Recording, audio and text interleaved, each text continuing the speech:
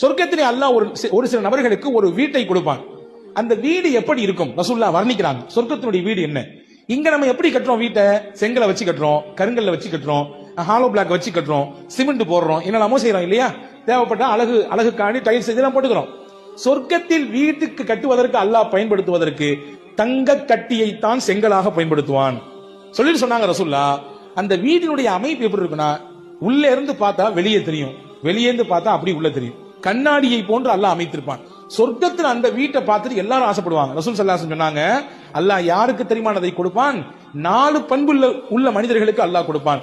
லிமன் அத்அமத் தஆம், ஏழைகளுக்கு உணவு கொடுத்தவர். வ அலானல் கலாம், தன்னுடைய பேச்சை ரொம்ப நளினமாக சாஃப்டா பேசக்கூடியவர். ஹார்டான வார்த்தைகளை அவர் பயன்படுத்த மாட்டார், ரொம்ப சாஃப்டாக பேசக்கூடியவர். வ தாபிஇஸ் ஸியாம், நோன்பு வைக்கக்கூடியவர். 4வது சொன்னாங்க வ ஸல்லல் லைல் வன்னாசு நியாம், இரவின் ஓரப்பகுதியிலே தொழுதவர், தஹஜ்ஜத் தொழுதவர். இந்த 4 பண்பு இருக்கக்கூடியவர்களுக்கு அல்லாஹ் அப்படி அழகான வீட்டை, கண் கவரக்கூடிய வீட்டை தருவான் என்று நபிகள் பெருமானார் ஸல்லல்லாஹு அலைஹி வஸல்லம் சொன்னாங்க.